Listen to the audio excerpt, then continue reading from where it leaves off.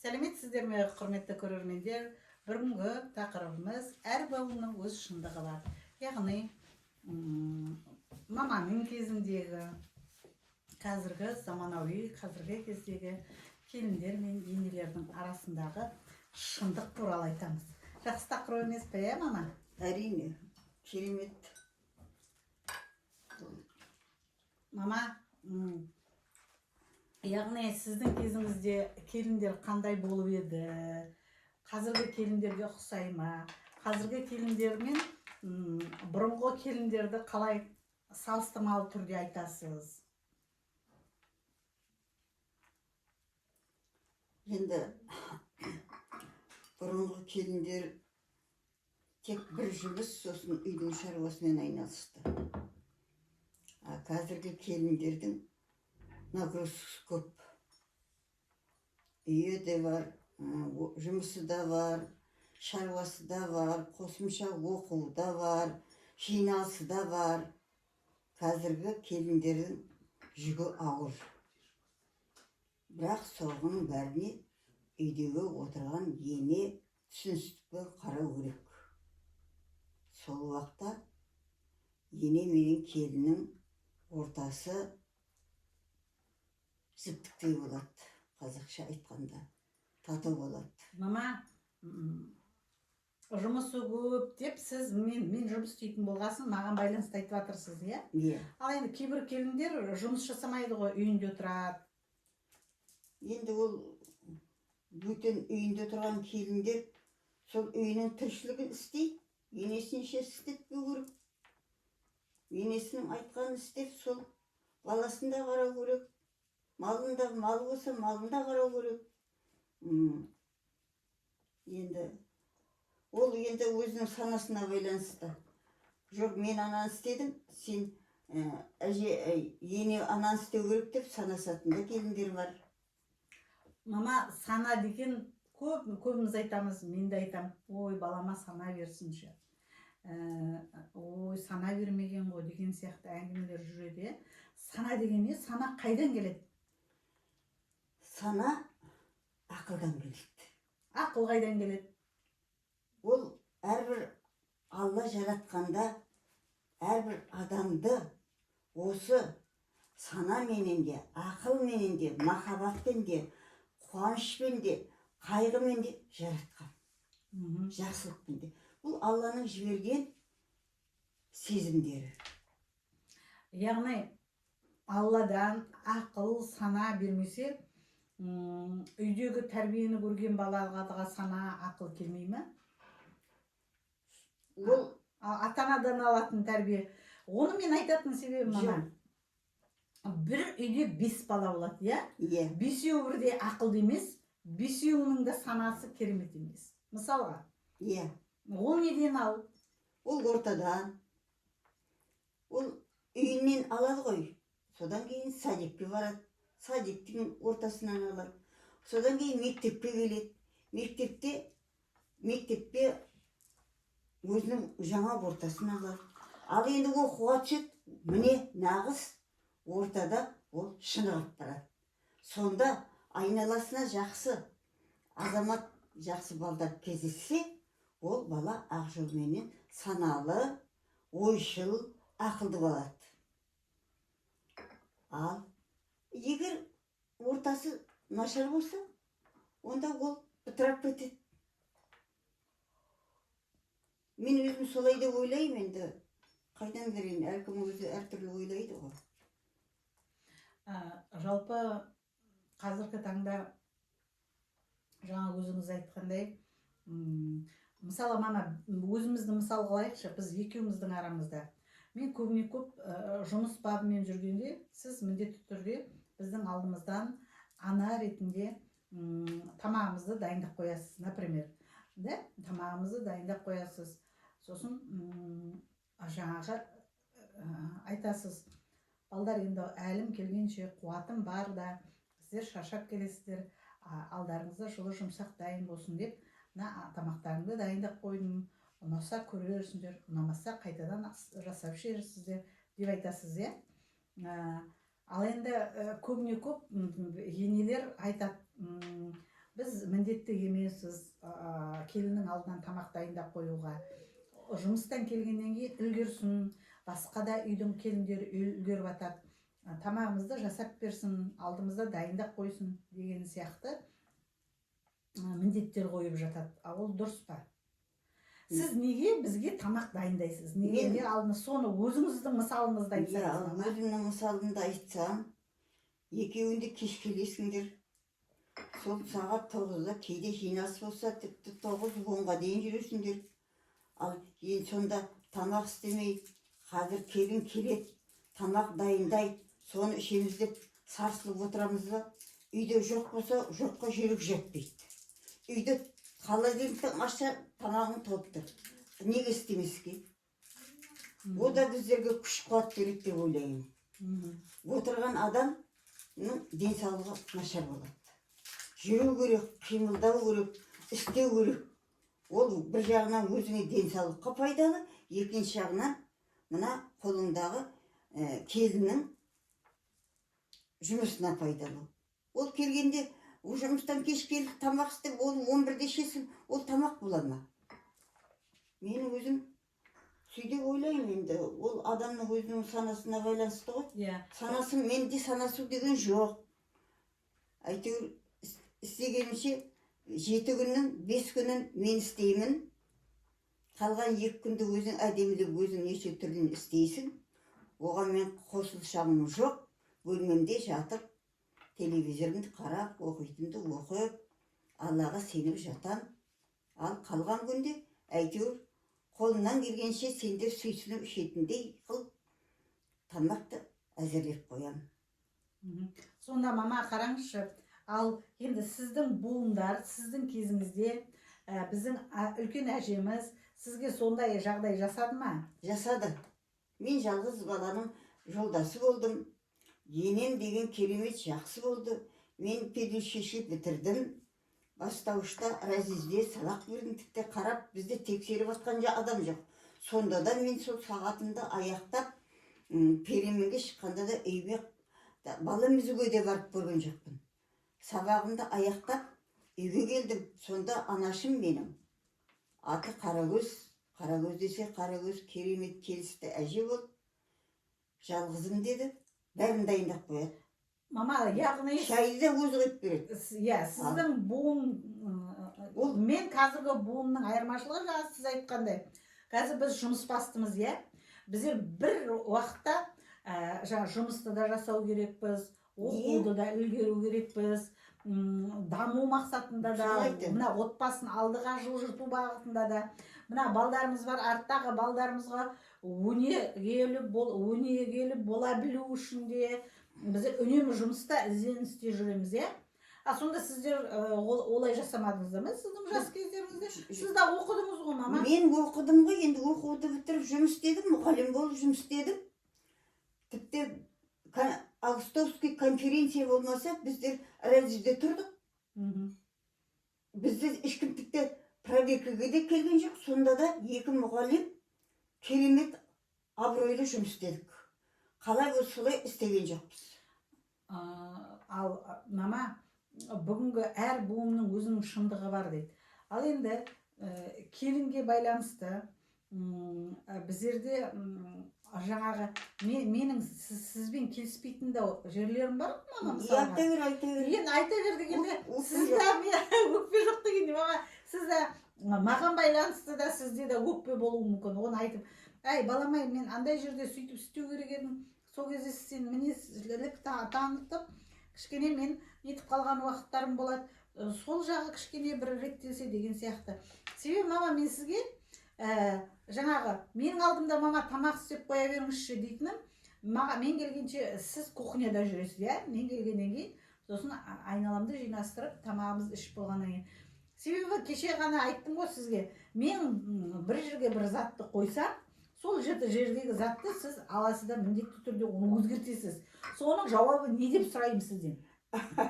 Мама, өмір бақинша айтам, мама, мен мына Ақмандай кетерде, мына жерге қойып кетіп едім, жинақы тұрады, тимей қойыңызшы, осы жерде тұрыңызшы деп мен жай ғана айтып кеттім ғой ма?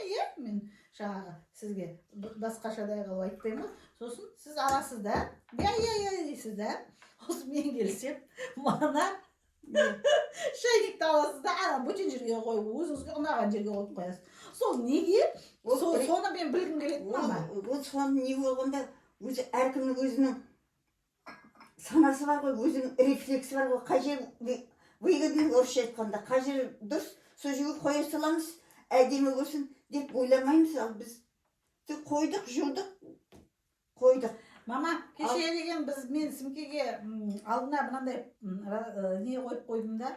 Осы сімкенің алдында тұрсыншы, сосын ол деген тамақ ішкенде не ішкенде кеңінен тұрсын деп, сосын қуаныштың алдына қойып қойдым. Біз екеуміз енді қыз бала болғасын, әйел адамдар аккуратно боламыз ғой, сосын біздің алдымызға кішкентайлауын төседім. Сіз алғансыз да, енді сол сырымның алдында тұрғанды менің алдыма, менің алдында тұрғанды сырымның алдына.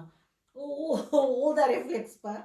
Ол жаңа папына сен шай құясың, барлық құрал сенің алдында кесе ақыма сонда болсын дедім. Ол жаңағы сырымның алдына сен сондай жағдайда жаңағы алды шашылып қалмасын деп қойғаныңды білген жоқпын. Ал енді мама, құрметті көрермендер, сіздер жаңағы егер енемен тұрғатын болсаңыздар, сондай жағдай болып тұра ма? Бізде ондай жағдай жиі болып тұрады. Мама әлі өзі ойында отыр. Себебі сосын енді мен каждый раз мамаға, мама неге үйттіңіз, мама неге бүйттіңіз, неге мынау дүниемен, мама былай қойған. Оған ерім жетпейді. Иә, сосын айтам, үлкен кісі ғой, мама енді солай ғой. Сосын басқа уақыттарда мен енді ішімнен шындық деп отырып қой, әркім өзінің шындығы деп отыр, мен ішімнен ойлаймын. Мен әлі жаспын, үйде мама бар. Мен толыққанды бұл жердің жаңағы былайша айтқанда хозяйкасы емеспін. Хозяйка үйде мама болғанда мама болу керек. Маған бұл әлі ерте екен ғой. Енді командир мама болу керек деп өзімді сол келген күннен солай жаңағы ұғындым. Мама, мен бүйтіп оқынам әлімге шейін. Ол сіздің маған білдіртпей жай ғана істейтін өзіңіздің қағидаңыз. Дұрыс. Сіз сондай қимыл арқылы маған ақбаян, сен келінсің ба, өз орныңды біл дегенің. Дұрыс, дұрыс. Мен соны солай түсінемін. Дұрыс, дұрыс. Солай түсінемін да, маған әлі толыққанды мама тұрғанда алдына шығу ертең екен деп. Ертең мен еткесі мамам сөйтетін еді-ау деп жылайсың ғой талай. Ал енді бұл әңгімені неге қозғап отыр, құрметті біздің көрермендер, жас келіндер, міне 23 жыл осы әулеттің кенже келінімін, ата енемен бірге тұрамын. Менің де 3 балам бар, келіп кететін қонақтарым бар, солардың жағдайын жасау. Одан қалды күнбе күнгі мамамен бірге біте қайнасып жатқан шаруаларымыз бар. Біз үнсіз осы, енді менің де тез айтып қалып тентектігім бар, бірақ көбіне көп жаймен ғана мама егер ас бөлмеде жүретін болса, мен шығып кетемін. Себебі мама ол келгеннен байқадым, мама сол әрбір заттың, мына әрбір дүнияның өзінің иесі ретінде жүреді. Сол жерде мама жүргенде қасында жаңағы қосымша болып жүруге болмайды. Немесе ол кісі сол шаруаны істеп тұр ма, соны соңына дейін бітіру керек. Ал енді көмектесу керек болатын болса, бір затты алып келу болатын болса, ол басқаша әңгіме. Ал енді толыққанды біздің тиянақты болу. Осы жерде мама айтқым келеді, жаңағы сіздердің үйлеріңізде тамақ жасарда ет өнімін тоңазытқыштан дейміз, тоңазытқыштан кім алады? Осы күнге шейін міне 23 жыл мен осы үйде келін бола тұра, тоңазытқыштан ет өнімін алмаймын тамақ жасайтын болсам. Мамадан сұраймын, мама, бүгін қандай тамақ жасайын? Маған ет алып беріңіз. Болмаса біз жаңағы пеш бармақ салатын болсақ, міндетті түрде мамаға айтамын, мама етті алып беріңізші, сосын саламын. болмаса мама бүгін жаймен шығарып қояды, осындай қуғымыш жасайтын болсақ, жаңағы картоп жасайтын болсақ, етімен басқа да жалпы тоңазытқыштан жаңағы етті өзі алып береді. Және бізге соғым келеді, күздік келеді, қой соямыз, ешкі малын соямыз міндетті түрде осындай күздің кезінде.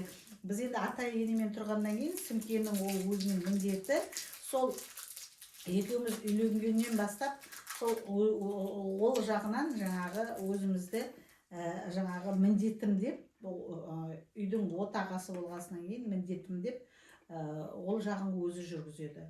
Сонда мама келген жаңағы ет өнімдерін, малды өзі реттестіріп қояды да, мен тамақ жасарда өзі алып береді. Мен өздігімнен тоңазытқышқа қолымды салып, осы күнге шейін міне 24 жыл болды ғой, осы күнге шейін мен тоңазытқыштан етті алмаймын.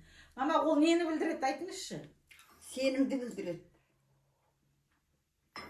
Мама, менің өзім түйсігімде берекет болсын деймін. Дұрыс. Берекет болсын, бір қолдан шықсын. Енді үлкен адам тұрғанда сіздің ұстағаны ұстағаныңыз берекетті болсын. Маманың жаңағы өзі алып беріп, шамасын біліп тұрады, берекеті болып тұрады. Жаңағы мен енді көп қосып қоюым мүмкін, солай ғой, ысырап болуы мүмкін. Сіз өзіңіз қалай алып бересіз, солай мен дайындаймын. Тағы бір жағдай, мама, сенім, сосын анаға деген махаббат. Енді мен келін болып түскенде мамам қатты ауырып, төсек тартып жатып қалды. Содан мен мамама деген махаббатымды құшақтап, еркелеп, солай өскенмін ғой. Жаңағы осы үйдегі мамадан алу керек екем деп түп санам солай келдім осы күнге шейін.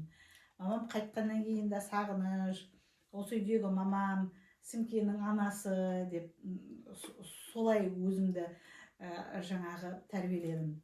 Енді осы жағынан айтайын дегенім, мама, сіз білерсіз, білмессіз, мен қуанышымды жаңағы босануға барғанымда, мен сіздің халатыңызды алып кеттім, иісі сіңген көйлегіңізді. Жаңағы мен енді 40 жасымда кенжетайымды босандым 10 жылдан кейін.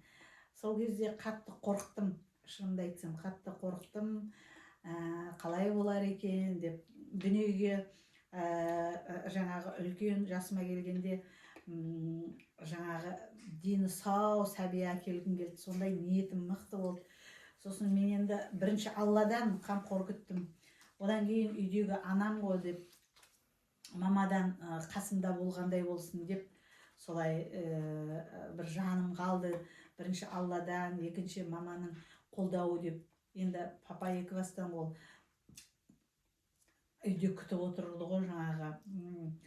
Мен жаңағы командировкаға кеткенде де самолетпен кетсем, балам қалай жеттің деп, приземление қалай болды, бәрі жақсы ма деп алдын алып, әр бір іс сапарымда переживать етіп күтіп отыратын еді. Бұл енді босануға кеткенімде мүлдем жасың келіп қалды балам деп бүкіл батасын беріп. Сондай да мама ырым жорықтары болады. Мен ол ырымды естіп жүргендерім бар, бірақ мен өзім ішімнен, ішкі дүниемнің, ішкі санамнан шыққан осындай нанымдар, сенім нанымдар, солай жасайтын едім. Соған қарағанда ене мен келіннің арасында буын ортақтастығы жоқ, мама?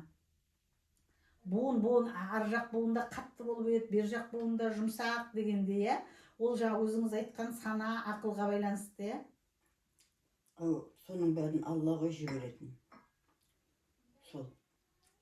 Босануды да, ауыр болуды, аман есен келуді, бір Аллаға сыйынсаң, Алла жар болады. Енді әрине анаң неге сыйынбасын, неге тілемесін тілегіңді. Сол жаңа менің қалатымды алып кеткені өзің шын ықыласыңменен осы анамның жолын беріп, аман есен осы сәбиімді өмірге келтірейінші, 43 жаста, біраз жас қой бұл деп ойлағансың. Соның бәрі өзің жақсы ойлағасын, жақсылыққа келеді. Мына кемпірдің қалатын иіскеп неғылам бұл деп лақтырып тастаса, онда ол басқаша болады. Мен де осы ақсырымды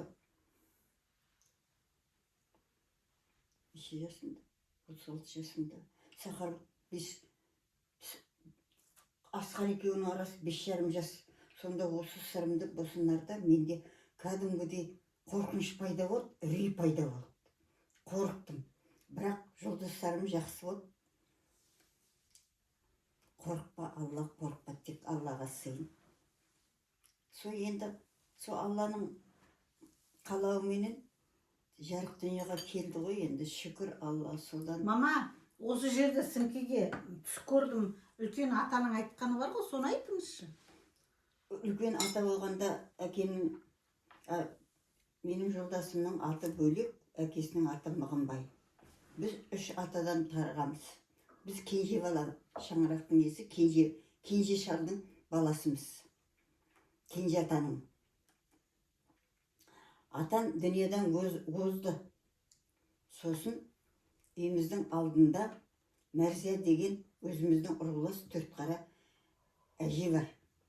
Сол енді қатарың болмаса тойға барма деген үйге келіп әңгімелеседі, әңгіме дүкен құрады, шай ішеді, сөйтіп жүреді ғой. Содан атам қайтыс болды. Қайтыс болғаннан кейін бір күні түсіне кірген жаңаға Мәрзия әженің. Үйдің алдынан атам ақ боза атқа мініп, қолында қамшысы бар, кетіп баратыр екен. Кетіп баратса,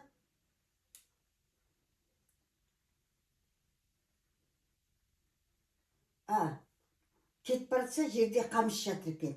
Еңкейіп жаңа қамшыны, аттың үстінен еңкейіп қамшыны алып, өзімніңді іздеп жүргенім осы еді деп, кетіп баратқан адам забордан ішке қарай лақтырып кетеді. Өліп қалған адам ғой енді. Содан мен мұқам, мені түсіме кірді, Қареке, шалың мені түсіме кірді. Құдай берсе, мына келіннің аяғы ауыр болып, енді кенже бала, кенжетай болады. Сол кенже бала осы мұқам бөкеңнің шаңырағына ие болады деп жорыдым. Соны айтайын деп келдім деп, бір қызыл шайды ішіп өткені бар. Адамға кездеседі дейді. Осы жақында кездестім ғой, соның немересіне. Ол шыннан да адамға түсу тегін кірмейді. Түс деген кәдімгі қолыңа ұсатқандай біледі. Енді менің шалым қайтыс болғанда менің түсіме кірді ғой. Тап сол ойладым мен. Бұл тегін емес, мына көрген түсім деп. Арадамда жатқанда 5 күн дені сау дүниеға келген бала 5 күннен кейін өліп қалды ғой арадамда. Қырылдап жатқан бала бар. Өлейін деп.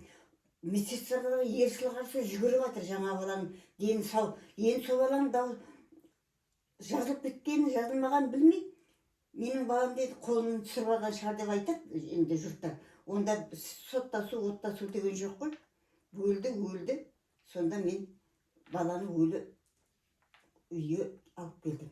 Атын сол арадамда жатқанда туғаннан атам қайратым болсын. Болаттан кейін келген бала, бұл менің қайратым болсын. Мама, ол жаңа қамшы лақтырып кеткен түстегі бала емес қой, ол сімке ғой. Жоқ, ол бала емес. Мен шалымды айтып жатырмын жаңаға. Түстің келетін айтып жатырмын. Жарайды, мама.